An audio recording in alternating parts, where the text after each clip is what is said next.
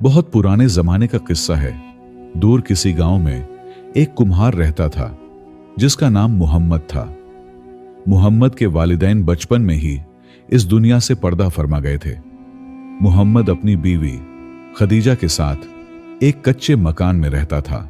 उनकी शादी हुए काफी वक्त हो गया था, लेकिन उनके यहां कोई औलाद नहीं थी। मोहम्मद पेशे के एतबार से एक कुम्हार था। वो सुबह सवेरे ही मटके बनाने के लिए अपने चाक पर बैठ जाता और शाम ढलने तक मटके बनाते हुए उसके हाथ न थकते। मोहम्मद के बनाए हुए मटके, घड़े और सुराहियां पूरे इलाके में मशहूर थीं। मोहम्मद एक सीधा सादा नौजवान था। उसकी बीवी खदीजा अपने नाम की तरह बहुत खूबसूरत और अक्लमंद थी। दोनों की जिंदगी सुकून से गुजर रही थी। गांव का जमींदार निसार काफी लालची इंसान था। उसकी आंखें हर खूबसूरत औरत को घूरती रहती थी। हर महीने वो किसी न किसी कारीगर को बुलाता और उसे कोई नामुमकिन चीज बनाने को कहता। जब वो कारीगर उसे न बना पाता तो जमींदार उससे भारी रकम वसूल करता। ये उसका शौक भी था और कारोबार भी। एक दिन खदीजा कुएं से पानी भर रही थी। जमींदार निसार अपने घोड़े पर सवार होकर 2 मुलाजिमों के साथ उधर से गुजर रहा था। जब उसकी नजर खदीजा पर पड़ी तो उसने अचानक घोड़े को रोक दिया। वो काफी देर तक खदीजा को पूरी तसल्ली से देखता रहा। खदीजा ने जब यह महसूस किया तो फौरन मटका सर पर रखा और घर की तरफ दौड़ पड़ी। उसने एक बार भी पलट कर नहीं देखा। वो तेजी से घर के अंदर चली गई। जमींदार निसार घोड़े पर बैठा मुस्कुराता रहा। उसके एक मुलाजिम ने कहा, क्या हुक्म है सरकार? जमींदार ने कहा, यह कुम्हार की बीवी है ना? जी सरकार, ये मोहम्मद कुम्हार की बीवी है और उसका नाम खदीजा है। जमींदार ने कहा, हां सुना है, कुम्हार तो बड़ा नामवर कारीगर है, मगर असली कारीगरी तो उसकी बीवी में है। ऐसी खूबसूरत औरत तो हमने आज तक नहीं देखी। अब देखते जाओ मैं इस औरत को कैसे अपने घर की जीनत बनाता हूं। यह कहकर जमींदार और उसके दोनों मुलाजिम हवेली की तरफ चले गए। वो सारी रात जमींदार को चैन न आया। बार बार उसकी आंखों के सामने खदीजा घूमती रही। अब तो वो किसी भी हाल में खदीजा को छोड़ नहीं सकता था। अगले दिन सुबह सवेरे मोहम्मद चाक पर बैठा हुआ एक मटका बना रहा था। तभी जमींदार के 2 मुलाजिम उसको बुलाने के लिए आए। मोहम्मद उनसे पूछने लगा, क्या बात है भाइयों? जमींदार ने मुझे क्यों बुलाया है? वो कहने लगे, इतने सवाल मत कर, चल हमारे साथ। मोहम्मद बोला, ठीक है चलो चलते हैं। तीनों जमींदार की हवेली में पहुंच गए। जमींदार ने मोहम्मद को ऊपर से नीचे तक देखा और मुस्कुराते हुए कहने लगे, अरे कुम्हार, तू तो बड़ा नामवर कारीगर है। हम भी तुमसे एक काम कराना चाहते हैं। हमारे बुजुर्गों ने बताया है कि उनके पास ऐसे मटके हुआ करते थे जो पानी भरने पर भी पानी पर तैरते रहते थे। और हमारे बुजुर्गों की एक पुरानी किताब में लिखा है कि असली कुम्हार वो होता है जो ऐसे मटके बना सके जो पानी भरने के बाद भी पानी में तैरते रहें, एक लम्हे के लिए भी डूबे नहीं। जमींदार ने कहा, मैं तुझे 3 दिन का वक्त देता हूं। 3 दिन में ऐसे 10 मटके तैयार कर जो पानी में तैर सकें। अगर बना दिए तो तुझे 200 सिक्के इनाम के तौर पर दिए जाएंगे, और अगर न बना सका तो तुम पर 500 सिक्कों का जुर्माना होगा, और जुर्माने के तौर पर तेरी बीवी मेरी लौंडी बन जाएगी। 500 सिक्के तो मोहम्मद की पूरी जिंदगी की कमाई से भी बहुत ज्यादा थे। उसके पास तो 5 सिक्के भी न थे। मोहम्मद कहने लगा, सरकार ये काम तो है ही नामुमकिन। जमींदार गरज कर बोला, तू हमें सिखाएगा कि क्या मुमकिन है और क्या नामुमकिन? हमारे बुजुर्गों ने ऐसे मटके बनवाए हैं। अगर तू ना बना सकता है तो साफ साफ कह दे कि तू नाकारा है और मेरी शर्त को कबूल कर ले। मोहम्मद ने जमींदार से मजीद बहस करना मुनासिब न समझा और बोला, जो हुक्म सरकार। कुछ सोचता हुआ मोहम्मद हवेली से निकलकर घर की तरफ चल दिया। घर पहुंचकर उसने खदीजा को सारी बात तफसील से सुनाई। सारी बात सुनने के बाद खदीजा कुछ देर तक सोचती रही, फिर बोली, आए मेरे शौहर, तुम्हें परेशान होने की जरूरत नहीं है। अगर जमींदार हमें नामुमकिन काम दे सकता है तो हम भी उनसे नामुमकिन काम की मांग कर सकते हैं। खदीजा ने मोहम्मद को समझाया कि जमींदार ने तुमसे ऐसे मटकों की मांग की है जो कभी बने ही नहीं। हम भी उनसे वही मांगेंगे जो उनके पास है ही नहीं। मोहम्मद ने उलझन में कहा, खदीजा, मैं तेरी बात का मतलब नहीं समझा। खदीजा बोली, ऐ मेरे शौहर, तुम कल सुबह उठकर जमींदार की हवेली जाओगे। बड़ी आजिजी से कहोगे कि तुम उनके लिए सबसे बेहतरीन मटके बनाना चाहते हो, मगर मुश्किल यह है कि तुमने आज तक ऐसे मटके देखे ही नहीं जो पानी भरने के बाद पानी में तैर सके। तो अब तुम्हें एक नमूना चाहिए। जमींदार के बुजुर्गों ने जो मटके बनवाए थे, इनमें से एक मटका वह तुम्हें दिखा दें। बस उसे देखकर तुम वैसे ही 10 मटके बना दोगे। यह सुनकर मोहम्मद के चेहरे पर मुस्कुराहट आई। मोहम्मद बोला, जमींदार के पास तो ऐसा कोई मटका होगा ही नहीं जो पानी में तैरता हो। खदीजा ने मुस्कुराते हुए कहा, बिल्कुल, मगर ऐ मेरे शौहर, एक बात का ख्याल रखना, तुम्हें बड़ी ही आजिजी से काम लेना होगा। अगले दिन मोहम्मद जमींदार की हवेली में पहुंच गया।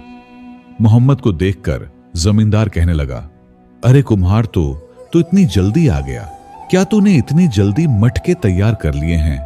मोहम्मद कहने लगा, सरकार, मटके बनाना तो अभी शुरू भी नहीं किए। मुझे आपकी एक छोटी सी मदद चाहिए थी। जमींदार बोला, कैसी मदद? मोहम्मद ने कहा, सरकार, आप जिन मटकों की मांग कर रहे हो, मैं वैसे ही मटके बनाना चाहता हूं, लेकिन एक मुश्किल है। मैं तो एक सादा कुम्हार हूं।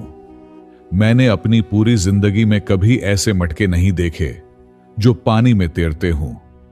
मुझे नहीं पता कि वो कैसे दिखते हैं। जमींदार ने कहा, तो तू क्या चाहता है?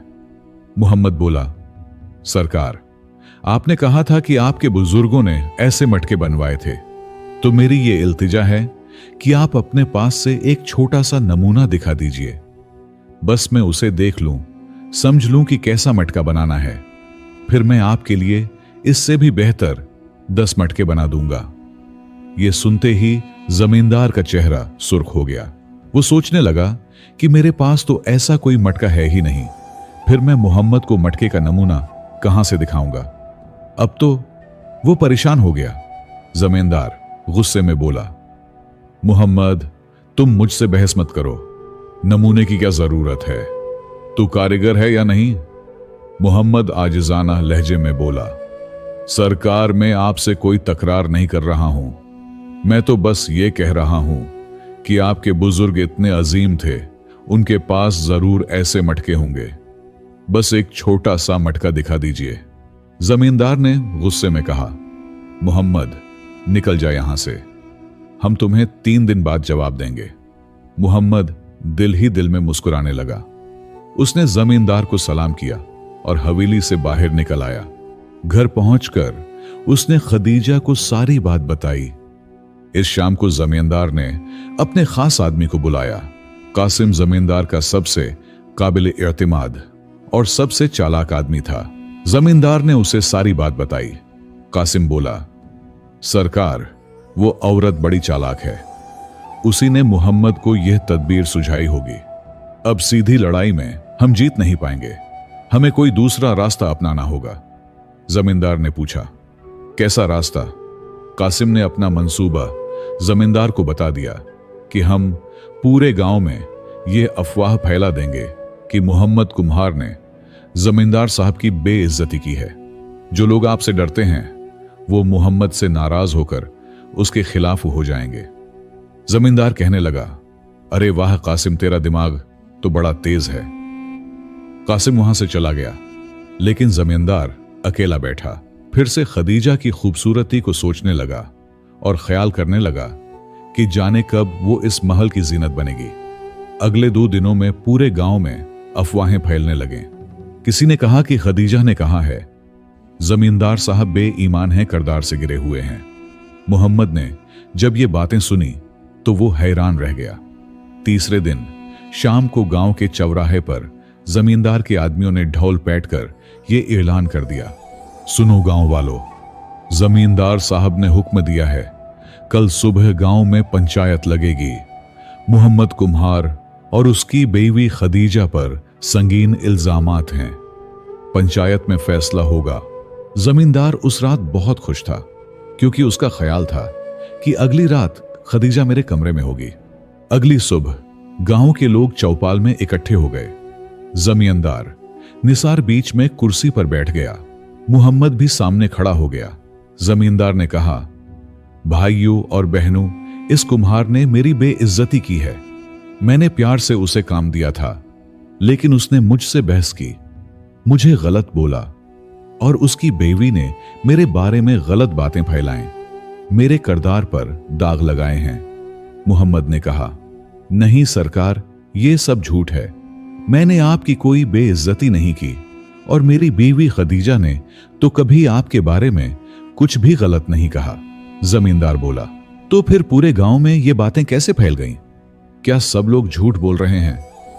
खदीजा ने आगे बढ़कर कहा, जमींदार साहब, सच तो यह है कि आपने मेरे शौहर को ऐसा काम दे दिया जो नामुमकिन था। पानी पर तैरने वाले मटके पूरी दुनिया में हैं ही नहीं। आपने यह काम इसलिए दिया ताकि जब मेरे शौहर नाकाम हो जाएं, तो आप उन्हें कर्ज में डुबो सकें और अपनी मनमानी कर सकें, वो भी महज इसलिए कि मैं आपकी हवेली की जीनत बन सकूं। कुछ लोगों को खदीजा की बात समझाने लगी। जमींदार ने गरज कर कहा, चुप हो जा, खदीजा तो मुझ पर इल्जाम लगा रही है। मैं इस गांव का जमींदार हूं। मेरे बुजुर्गों ने ऐसे मटके बनवाए हैं। ये बात तुम जैसी औरत की समझ से बाहर है। खदीजा ने सुकून से कहा, तो आप वो मटका दिखा क्यों नहीं देते? बस एक मटका दिखा दीजिए ताकि पूरा गांव भी देख ले। जमींदार का चेहरा तमतमा गया। वो सोचने लगा कि अगर मैंने गांव वालों को मटका ना दिखाया तो सबके सामने मेरी बेइज्जती हो जाएगी। वो गुस्से से कहने लगा, मुझे तुम्हें कुछ दिखाने की जरूरत नहीं है। तू होती कौन है मुझसे सवाल पूछने वाली? तू एक सादा कुम्हार की बीवी है। खदीजा बोली, मैं सादा कुम्हार की बीवी जरूर हूं, लेकिन इस गांव की बेटी भी हूं। सच पूछने का हक हर किसी को है, चाहे वो कोई छोटा हो या बड़ा। पंचायत में बैठे गांव के बुजुर्ग सरदार ने कहा, जमींदार साहब, खदीजा की बात में दम तो है। अगर आपके पास सचमुच ऐसे मटके हैं तो दिखा देने में क्या हरज? इससे तो आपकी इज्जत और भी बढ़ेगी। जमींदार निसार अब फंस चुका था। उसे समझ आ गया था कि अब वो इस जाल से बाहर नहीं निकल सकता। उसने दांत पीसते हुए कहा, ठीक है, मटके का मुआमला छोड़ो, लेकिन इस औरत ने मेरे किरदार पर दाग लगाए हैं। इस बात का फैसला किया जाए। खदीजा जमींदार से बोली, मैंने आपके किरदार पर कोई दाग नहीं लगाया। ये अफवाहें किसी ने जानबूझकर फैलाई हैं। लेकिन अगर आप कहते हैं कि मैंने गलत किया है तो मैं अपनी सच्चाई साबित करने को तैयार हूं। जमींदार ने कहा, ठीक है, तो फिर तू इम्तिहान दे दे। पुराने जमाने से चली आ रही मटके वाली आजमाइश दे दे। मोहम्मद चीख कर कहने लगा, नहीं, यह गलत है। मैं अपनी बीवी को ऐसी आजमाइश बिल्कुल नहीं देने दूंगा। लेकिन खदीजा सुकून से बोली, मैं इस आजमाइश के लिए तैयार हूं। सब हैरान रह गए। जमींदार ने कहा, अरे वाह, तुम तो बहुत बहादुर हो। ठीक है, कल सुबह यहीं चौपाल पर तेरी आजमाइश होगी। खदीजा ने कहा, मगर मेरी भी एक शर्त है। जमींदार बोला, कैसी शर्त? खदीजा बोली, आजमाइश में दोनों फरीक शामिल होंगे। मुझ पर इल्जाम आप लगा रहे हैं तो सच्चाई परखने के लिए आपको भी इस घड़े में हाथ डालना होगा। पहले आप हाथ डालेंगे और फिर मैं हाथ डालूंगी, क्योंकि अगर आप भी सच्चे हैं तो यह साबित करने के लिए आपको पहल करनी चाहिए। आपने तो हम पर झूठा इल्जाम नहीं लगाया, तो फिर आपको किस बात का डर? आप पहले घड़े में हाथ डालेंगे, यही मेरी शर्त है। अगर जमींदार मना करता तो सब समझ जाते कि वो खुद डरता है और झूठ बोलता है। जमींदार का चेहरा जर्द पड़ गया। पंचायत में बैठे सरदार ने कहा, खदीजा की बात में सच्चाई है। आजमाइश में दोनों फरीकों को बराबरी का हिस्सा लेना चाहिए। जमींदार साहब, आप तो गांव के रखवाले हैं, आपको तो इसमें कोई एतराज नहीं होना चाहिए। जमींदार का खास आदमी कासिम बीच में ही बोला, जमींदार साहब पर तो कोई इल्जाम है ही नहीं। इल्जाम तो इस औरत पर है, तो आजमाइश उसी की होनी चाहिए। लेकिन बुजुर्ग सरदार ने सख्ती से कहा, नहीं, कासिम, खदीजा ने जो शर्त रखी है वो बिल्कुल दुरुस्त है। जमींदार को भी इतनी ही हिम्मत दिखानी चाहिए जितनी वो दूसरे से मांग रहा है। आजमाइश में दोनों को बराबर हिस्सा लेना चाहिए। जमींदार की समझ में आ गया कि अब उसके पास दो ही रास्ते हैं, या तो वो सांप वाले घड़े में हाथ डाले और अपनी जान खतरे में डाल दे, या फिर मना कर दे और अपनी पूरी इज्जत गंवा दे। दोनों ही रास्ते उसके लिए खतरनाक थे। वो अपनी आखिरी कोशिश करते हुए बोला कि ये सब बकवास है। मैं जमींदार हूं, मुझे किसी के सामने कुछ साबित करने की जरूरत नहीं है। खदीजा ने पुख्ता आवाज में कहा, आप कहते हैं कि आप बेखौफ हैं, सच्चे हैं, गांव के रखवाले हैं, तो फिर सांप से क्यों डर रहे हैं? और अगर आप डर रहे हैं तो आप मुझसे ये आजमाइश देने की मांग कैसे कर सकते हैं? गांव वालों को समझ में आ गया कि जमींदार शुरू से ही गलत नजर का आदमी है। जमींदार का चेहरा गुस्से से सुर्ख हो गया। उसे अपनी बेइज्जती होती दिख रही थी और गरज कर बोला, बस बहुत हो गया, ये पंचायत यहीं खत्म होती है। मैं अपना फैसला सुना रहा हूं। मुहम्मद कुम्हार और उसकी बीवी खदीजा को 3 दिन के अंदर गांव छोड़ना होगा। गांव वाले कहने लगे, ये तो साफ जबरदस्ती है, आप एक बेगुनाह कारीगर को फंसा रहे हैं। जमींदार का सर शर्म से झुक गया। वो मुंह लटकाए वहां से चला गया। जमींदार को यह समझ आ चुका था कि खदीजा जैसी अक्लमंद और पाकदामन बीवी के रहते वो मुहम्मद का कुछ नहीं बिगाड़ सकता। फिर उसने खदीजा का ख्याल भी अपने दिल से हमेशा के लिए निकाल दिया। इस दिन के बाद से जमींदार ने फिर कभी मुहम्मद कुम्हार को तंग नहीं किया। मुहम्मद और खदीजा की जिंदगी अब पहले से भी ज्यादा खुशहाल हो गई। गांव में उनकी इज्जत और भी बढ़ने लगी। गांव का जमींदार निसार पूरे गांव के सामने जलील हुआ। लोग उसकी इज्जत करना छोड़ गए। दोस्तों, इज्जत और जिल्लत का मालिक अल्लाह है। वो अगर किसी को इज्जत देना चाहे तो कोई उसे बेइज्जत नहीं कर सकता, और वो जात अगर किसी को जिल्लत देना चाहे तो कोई उसे इज्जत नहीं दे सकता। कहानी कैसी लगी और इसे कहां से देख रहे हैं, मुझे लाजिमी बताएं। शुक्रिया।